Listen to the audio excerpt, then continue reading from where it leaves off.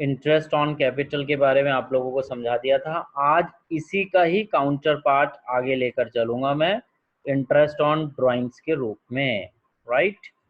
Interest on drawing और interest on capital काफी हद तक एक जैसे है, लेकिन सिर्फ इम्प्लीकेशन रिवर्स है। इंटरेस्ट ऑन ड्राइंग्स, आईओडी इसको शॉर्ट फॉर्म में लिखा करूंगा आगे से। इंटरेस्ट ऑन ड्राइंग्स होता क्या है? देखिए, बिजनेस और बिजनेसमैन सेपरेट है, ये हम देख चुके हैं। अब हो सकता है पर्सनल बिजनेसमैन को कोई जरूरत हो अमाउंट की, तो यहाँ लिख रहा हूं मैं personally businessman may also require some amount for his personal expenses like study of child, marriage, function, personal petrol, etc. इसमें एक चीज और लिख देता हूं मैं, LIC, etc. राइट। ऑब्वियसली अब अगर वो पैसा निकालेगा तो सबसे पहले तो वो अपने बिजनेस से निकालेगा किसी बाहर वाले से लेने की जगह। Obviously he will think to take from business first of all other than any outsider. अगर वो आउटसाइडर से लेता, if he would have taken from outsider, then also interest is to be given, right, is to be given. Similarly, interest on this drawings is to be given to the business, is to be given to the business. Therefore, it is like an income for the business. ये business के लिए एक income बन गई। अब हमारे accounting equation में इसके क्या इफेक्ट आएंगे? पहला इफेक्ट कि चूंकि ये बिजनेसमैन ने बिजनेस को देनी है, तो बिजनेसमैन क्या कहेगा कि भैया बिजनेस तुमने मेरे को कैपिटल देनी है, तो एक काम करो कि ये जो मैंने तुम्हें इंटरेस्ट देना है ये मेरी कैपिटल में से कम कर लो। Since business had to return capital to the businessman, therefore this interest will be reduced from that capital only। पहला इफेक्ट तो क्या हो गया कि उसको कैपिटल में से घटा दिया जाएगा। क्यों? क्योंकि अल्टीमेटली बिजनेसमैन को कभी ना कभी अपनी कैपिटल वापस मिलनी है, तो फिर वो उसको क्यों पैसा दे? आमतौर पे भी तो ऐसा ही होता है। सपोज ए ने बी को 50,000 रुपए देने हैं और बी ने कभी ए को 1,000 रुपए देने हैं, तो बी क्या कहेगा कि भैया मेरे 1,000 रुपए काट लो और 49,000 दे दो। तो वही स्थिति यहाँ पर है। सेकंड काम, जैसे मैंने आपको बता दिया, since IOD is also an income for the business, अगर हम बिजनेस के पॉइंट ऑफ व्यू से सोचें, is also an income for the business. Same कल वाली स्टोरी चल रही है, बस रिवर्स डायरेक्शन में। Therefore all incomes are added in capital. Similarly, IOD will be added। तो देखिए इसका भी वही इफेक्ट हो गया, एक बार पहले लेस हो रही है और एक बार फिर ऐड हो रही है। I hope this fundamental is same as you studied yesterday of IOC, right. तो इसको यहीं पर ही छोड़ रहा हूं क्योंकि कल ही हमने किया है और आगे नहीं बढ़ रहा हूं। Fifth, discount. डेफिनेशन तो हम चैप्टर नंबर 2 में ही देख चुके हैं। डिस्काउंट क्या होता है? कुछ कम अमाउंट मिलता है। अब फॉर एग्जाम्पल, इसको मैं एग्जाम्पल की तरह एक्सप्लेन करता हूं। For example, ₹5,000 is to be taken from debtor. Debtor हमारे पास असेट साइड में 5,000 रुपए पड़े हैं। In question it is given that ₹4,900 is received in full settlement, full and final, जो भी वर्ड दिया हो, settlement. It means nothing is to be taken afterwards. Account is settled. इसका मतलब क्या है कि आपको आगे कुछ भी नहीं लेना, nothing is to be taken afterwards, right. It means nothing is to be taken afterwards, यानी पूरा पूरा अकाउंट सेटल हो गया। अब दिस डिस्काउंट जो हम कम ले रहे हैं 100 रुपए, this ₹100 is discount for the business, और obviously it is an expense, it is an expense, क्योंकि बिजनेस के तो पास कम आ रहे हैं पैसे, तो एक्सपेंस है। ऑल एक्सपेंसेस, अब इसका इफेक्ट लिख देता हूं मैं पहले। First, it is to be reduced from debtors, debtors में से रिड्यूस करने पड़ेंगे, राइट।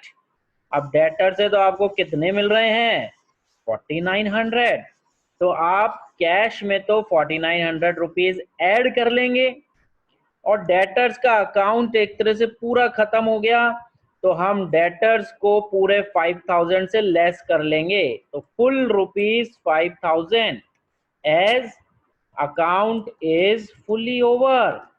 जब आगे कोई लेना देना ही नहीं है तो डेटर को पूरा जीरो कर दो, यानी पूरे 5000 रुपए add, sorry less, and cash is to be increased by rupees, क्योंकि कैश में तो खाली 4900 रुपीज आए, कैश को तो 4900 से ही बढ़ाना है।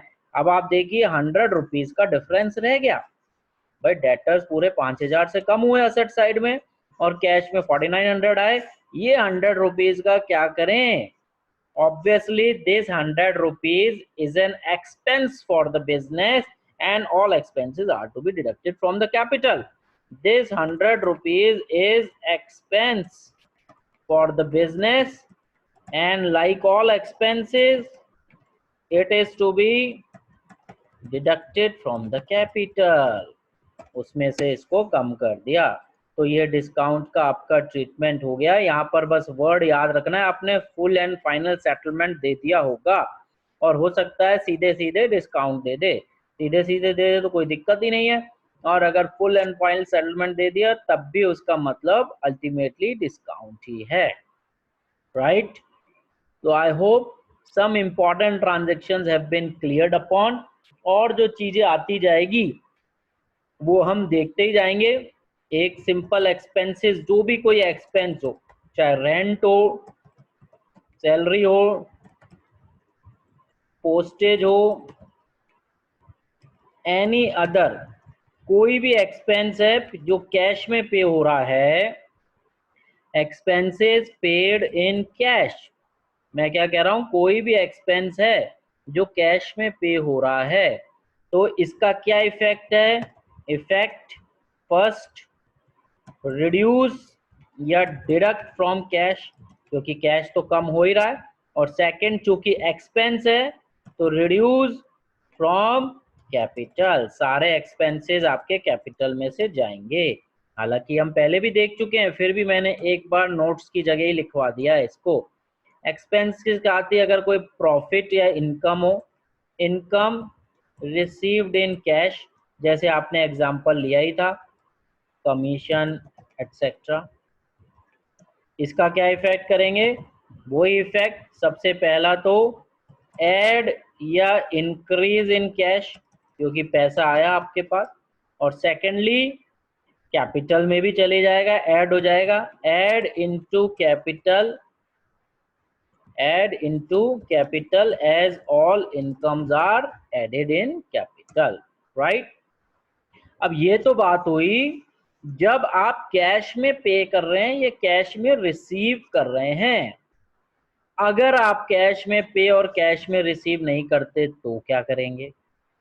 For example, expenses whose benefit is taken, ध्यान से सुनिएगा, whose benefit is taken but has not been paid, जिसको हम एक नया नाम देंगे, आउटस्टैंडिंग एक्सपेंसेस, और ये और कुछ नहीं, it is also a current liability, right. Expenses whose benefit, whose की जगह आप चाहे तो विच भी लिख सकते हैं इंग्लिश ग्रामेटिकल बनाने के लिए। एक्सपेंसेस जिसका बेनिफिट तो ले लिया गया पर अभी तक उसको चुकाया नहीं है, ये अभी आगे जाकर बहुत डिटेल में आएंगे। 4 ब्रदर एंड सिस्टर्स हम लोग आगे जाके पढ़ेंगे।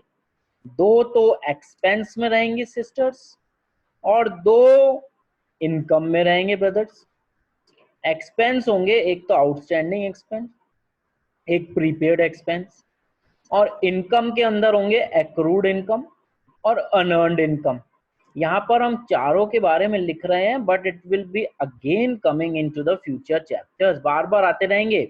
यहाँ पर हम शॉर्ट फॉर्म में लिख लेते हैं। देखिए कुछ एक्सपेंसेस होते हैं जिसका हम फायदा तो ले लेते हैं पर पे नहीं करते। फॉर एग्जाम्पल मार्च में हमारे लोगों ने काम कर लिया, मार्च में हमारे लोगों ने काम कर लिया, हमारे एम्प्लॉयज ने, यानी हमने उनकी सेवा का फायदा ले लिया, लेकिन उनको सैलरी नहीं दी।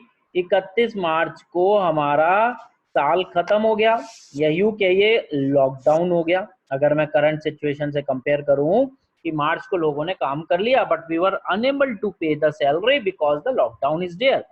सिमिलरली अकाउंटेंसी में लॉकडाउन कब हो जाता है? जब 31 मार्च आ जाता है, हमारा ईयर एंड, जिसमें हमें सारे अकाउंट्स बंद करने पड़ते हैं। अब अगर हमने एक्सपेंसेस का बेनिफिट ले लिया पर लेकिन अभी तक पे नहीं किया तो obviously it is giving a tension और sense of responsibility to us कि भैया आगे तो देना ही देना है। और ऑब्वियसली आप 1 साल से ज्यादा तो रोक नहीं सकते उस एक्सपेंस को, तो ये आपको एक करंट लायबिलिटी का शक्ल ले लेगा। तो इसका इफेक्ट क्या होगा? इसका इफेक्ट देखिए, first point, it is giving a sense of tension or responsibility. So a new account of current liability will be opened. A new account of current liability will be opened in liability यानी RHS, right hand side, क्योंकि हमें tension दे रहा है। अब जो भी नाम से वो एक्सपेंस है उस नाम से आपका नाम आ जाएगा। फॉर एग्जांपल आउटस्टैंडिंग एक्सपेंस के नाम में आउटस्टैंडिंग सैलरी है तो आउटस्टैंडिंग सैलरी लिख देंगे, अगर रेंट है तो आउटस्टैंडिंग रेंट लिख देंगे, पोस्टेज है तो आउटस्टैंडिंग पोस्टेज लिख देंगे, कमीशन है तो कमीशन लिख देंगे। जो भी आपके खर्चे का नाम है वो ही आउटस्टैंडिंग नाम से आ जाएगा, right. Account name is outstanding expenses, ये हमने लिख दिया। It is a current liability, जो लायबिलिटी साइड में नया अकाउंट खुलेगा, यानी लायबिलिटी में एक चीज बढ़ गई। दूसरी चीज, क्योंकि इफेक्ट तो 2 देने हमें, तभी हमारा डबल एंट्री सिस्टम फॉलो होगा। तो दूसरा इफेक्ट देखिए, अब ये एक्सपेंस तो है ही ना भाई, आपने इसका फायदा तो ले ही लिया, और सारे एक्सपेंसेस अल्टीमेटली किसमें से लेस होते हैं? In the capital. Cash is not affected at all, क्योंकि कैश तो आपने पे किया ही नहीं। तो यहाँ पर मैं लिख रहा हूं since it is an expense, since it is an expense also, so it will be deducted from the capital too. So it will be deducted from the, it is an expense also, so it will be deducted from the capital too, right? तो ये आपका बन गया finally दोनों effect. Clear? यहां पर एक बार मैं लिख देता हूं, note, cash is not affected at all, cash is not affected at all, cash को इफेक्ट नहीं करना है। सिमिलरली 9th वाला देखिए, 9th क्या कह रहा है? 9th के लिए हम ले लेते हैं इनकम, जिसका फायदा तो ले लिया या जिसके लिए हमने सर्विस तो दे दी but it has not been received, income for which services has been given and we were having the right to receive but cash is not received, still इसको हम क्या कहते हैं, एक्रूड इनकम। और ये आपके लिए कॉन्फिडेंस दे रहा है कि भैया हमने तो काम कर दिया, टेंशन तो उसको है जिसने पे करना है, हम तो चैन की नींद सोएंगे, हम काम कर चुके हैं, we will be getting the amount in some future date.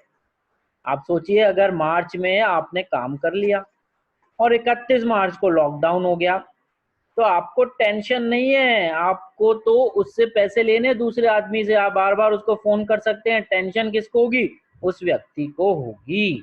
तो एक्रूड इनकम के अंदर it is a current asset, ये आपका असेट बन गया है। लेकिन याद रखिएगा कैश रिसीव नहीं हो रहा है, लेकिन स्ट्रेंथ या कॉन्फिडेंस जरूर मिल रहा है। तो इसका इफेक्ट लिख लेता हूं मैं। First, it is giving a sense of confidence और strength। ये एक सेंस दे रहा है हमें, एक कॉन्फिडेंस का, ताकत दे रहा है, स्ट्रेंथ दे रहा है, right. Therefore it is a current asset for the business. ठीक है। A new account, a new account will be opened in the asset side with the name as, inverted comma में लिख लिया, accrued income। अब ये income किसी भी नाम से हो सकती है, कमीशन है तो आप कमीशन नाम ले लीजिएगा, अगर कोई और इनकम आपको दे रखी है किसी भी प्रकार की तो वो नाम लिख लीजिएगा, accrued commission, accrued rent, accrued salary, whatever word it is given in the question, right? The second one is, दूसरा काम क्या करेंगे, इनकम तो है ही, since it is an income, income तो कमा ली हमने, so it will also be added in the capital like all other incomes, like all other incomes। Note यहाँ पर भी मैं वही डाल देता हूँ कि भैया कैश रिसीव नहीं हो रहा है, note cash is not affected at all. याद रखिएगा कैश के अंदर कोई भी चेंज नहीं हो रहा है। तो I hope it is pretty clear. तो 10th नंबर पे मैं चलना चाहूंगा। अब हमने ले लिया है वो वाले एक्सपेंस और वो इनकम जो हमने काम कर दिया या फायदा ले लिया पर अभी तक मिली नहीं है। कई बार ऐसे भी होता है कि हमने फायदा नहीं लिया लेकिन फिर भी हम किसी एक्सपेंस का पेमेंट कर देते हैं। कैसे? फॉर एग्जाम्पल हमने मार्च में ही सोचा कि भाई हमारे पास अभी काफी पैसे आए पड़े हैं, कैश फालतू पड़ा है, ना तो उसका हम इंटरेस्ट कमा पा रहे हैं, तो क्यों ना राम जो हमारे यहाँ काम कर रहा है उसकी अप्रैल की सैलरी पहले ही दे दें, उसके घर में शादी है, उसने हमसे रिक्वेस्ट कर रखी है कि उसकी सिस्टर की शादी है, तो फिर हम उसको पहले ही एक्सपेंस दे देते हैं, सैलरी दे देते हैं। यानी राम काम तो करेगा अप्रैल में, हमें उसकी सेवा का फायदा, बेनिफिट तो मिलेगा अप्रैल में, but we have cleared our responsibility in advance. तो ऑब्वियसली अब ये हमको स्ट्रेस नहीं दे रहा बल्कि कॉन्फिडेंस दे रहा है कि भैया पहले ही पेमेंट कर दिया सैलरी का, बल्कि राम से तो हमें काम लेना है। तो therefore it is giving a sense of strength or the confidence and therefore it will become a asset। asset भी कौन सा, करंट। ये चारों भाई बहन करंट असेट और करंट लाइबिलिटी बनेंगे। तो अपने मन में सोच लीजिए सिर्फ कि आपको क्या भाव मिल रहा है, what sense you are getting. if you are getting the sense of tension तो it's a liability, if you are getting a sense of confidence तो it is an asset। तो यहाँ पर मैं लिख रहा हूं expenses the benefit of which will be received on some future date but which has been paid in advance, right. इसको हम नाम देते हैं प्रीपेड एक्सपेंस और it is like a current asset, ये हमारे लिए करंट असेट की शक्ल ले लेगा। ठीक है, इसको आगे देखते हैं हम। इफेक्ट क्या रहेगा इसका? इफेक्ट के अंदर चल रहा हूं मैं। फर्स्ट इफेक्ट, सबसे पहले आप अगर पे कर रहे हैं, यहाँ पर आपने मार्च में ही पे कर दी अप्रैल की सैलरी, तो ऑब्वियसली कैश तो हिला ही, कैश तो कम होगा ही होगा। Cash will be reduced by the amount of prepaid expenses paid. हमें कैश तो कम करना ही पड़ेगा क्योंकि हमने कैश में से ही तो पेमेंट किया है। चेक देते तो अभी आप आगे देखेंगे कि चेक से पेमेंट करेंगे तो हमारा नया अकाउंट खुलता है बैंक, उस केस में हम बैंक को कम करेंगे। तो यहाँ पर कैश में आप पहले ही दे रहे हैं तो कैश को कम कर दीजिए। पहला इफेक्ट तो आपका ये हो गया। सेकंड इफेक्ट, केशव गया, सेकंड इफेक्ट क्या होगा इस केस में? Yes sir. क्या हो सकता है सेकंड इफेक्ट, बताइए। विधि गोयल, सेकंड इफेक्ट क्या बन सकता है? दिमाग के घोड़े दौड़ाइए।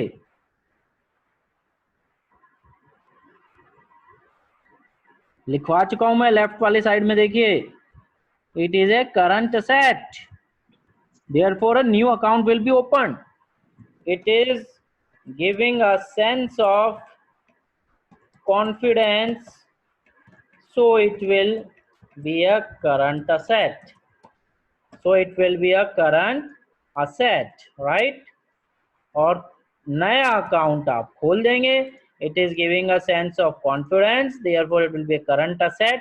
A new account will be opened as prepaid expense on LHS, that is asset side।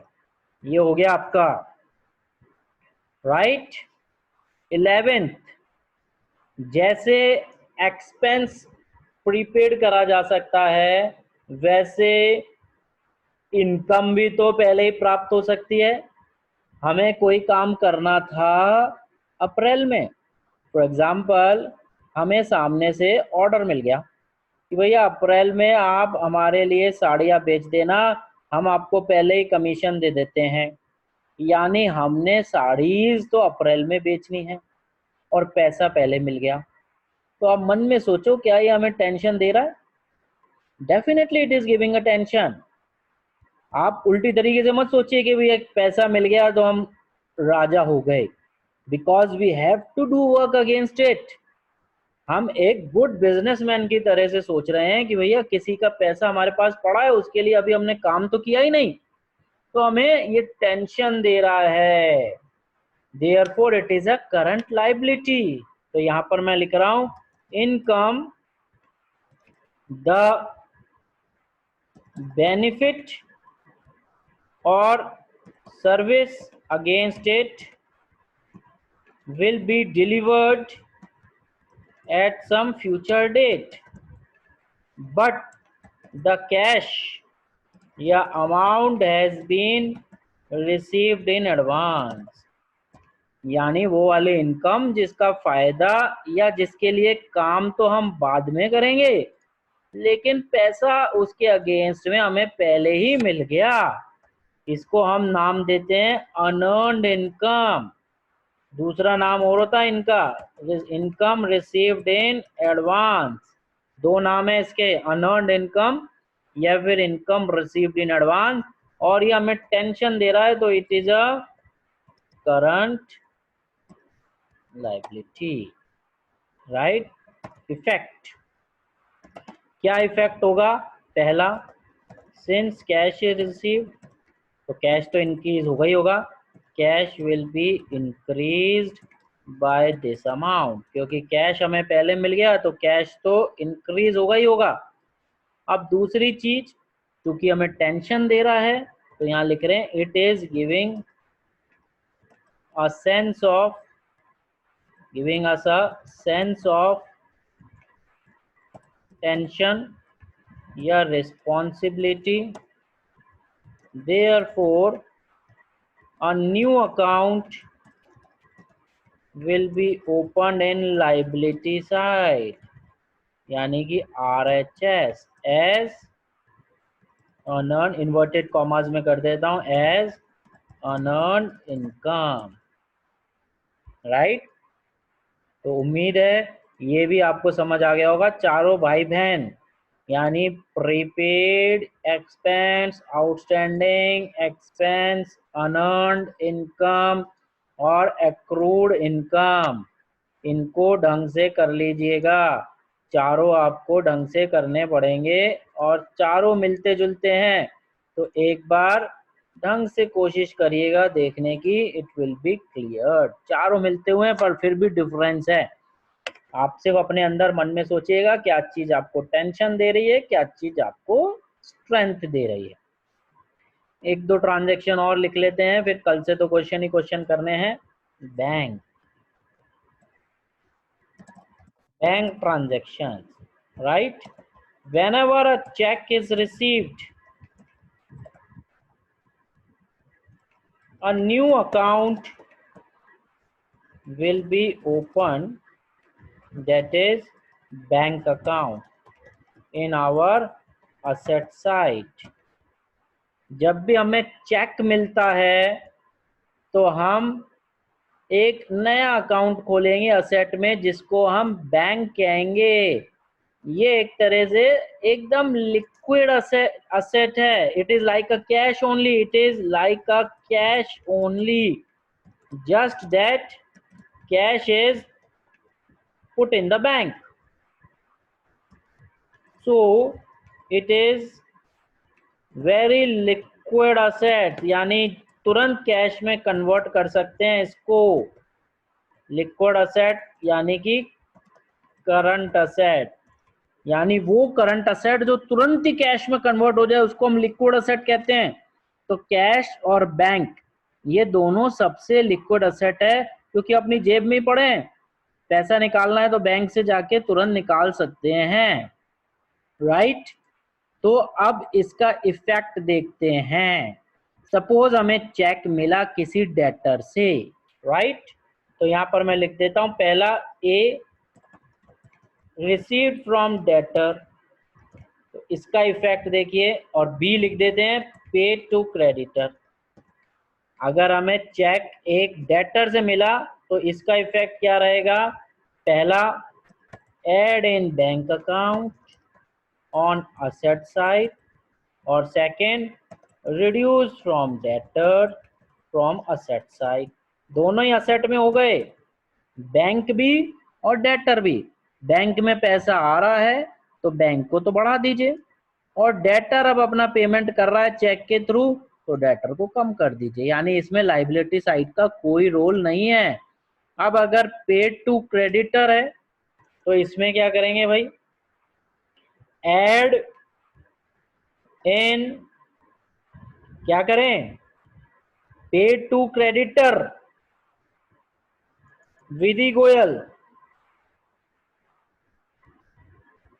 Akshika Sharma, paid to creditor, हमने चेक से पेमेंट कर दिया। सर मैं आई टेल। हाँ चलिए आप बताइए। सर इसमें सर उल्टा केस होगा कि decrease from the bank account on asset side और increase for creditor side. Increase क्यों? क्रेडिटर को भी तो हम कम कर रहे हैं, पेमेंट कर रहे हैं, तो दोनों साइड कम हो जाएगी, असेट भी और लाइबिलिटी भी, तभी क्वेश्चन मैच होगी। Decrease from the bank side, bank account in asset side, क्योंकि आपका बैंक का बैलेंस कम हो गया चेक देने से, एकदम सही बताया इन्होंने। और दूसरा कि लाइबिलिटी साइड में भी हम कम कर देंगे, किसको? Creditor will also be reduced from liability side, क्योंकि उसका भी पेमेंट कर दिया हमने, because tension is now reduced, tension कम हो गई उसको पे करने से। तो आई होप 12 ट्रांजेक्शन जो हमने करे हैं, स्पेसिफिक ट्रांजेक्शन, ये बहुत आपको हेल्पफुल रहेंगे अकाउंटिंग इक्वेशन बनाने में। कल मैं और इससे संबंधित ट्रांजेक्शन लिखवा दूंगा, 2-3 ट्रांजैक्शन और आएंगे, समझिए पूरा चैप्टर हो गया। फिर तो 1-2 दिन खाली आप क्या करें, चैप्टर्स के क्वेश्चन करें और काम खत्म। इसको टाइम हम इसलिए दे रहे हैं क्योंकि this is the base for the coming chapters. Rules of debit and credit भी आ जाएंगे, लेकिन पहले हम 2-3 इक्वेशंस कल सॉल्व कर लेंगे। कल आप माइंड मेकअप करके आइएगा कि क्लास थोड़ी बड़ी हो सकती है। केशव गया 10:30 बजे किसकी क्लास है आपकी? सर 10:30 का तो कोई मैसेज ही नहीं है, 11:30 की स्टडी वो इकोनॉमिक्स की ठीक है। है, तो 10:30 आपकी कोई क्लास नहीं है, तो कल हो सकता है एग्जैक्टली मैं 10:30 तक आपकी क्लास खींच लूंगा, यानी फ्रॉम 9:30 टू 10:30 40 मिनट्स का जो पीरियड होता है, इसको हम कल 60 मिनट्स का करेंगे, ताकि कल ज़्यादा से ज़्यादा चीज़ें हम कर पाएँ। तो आज की क्लास में ओवर कर देता हूँ एक बार। I hope it is pretty clear.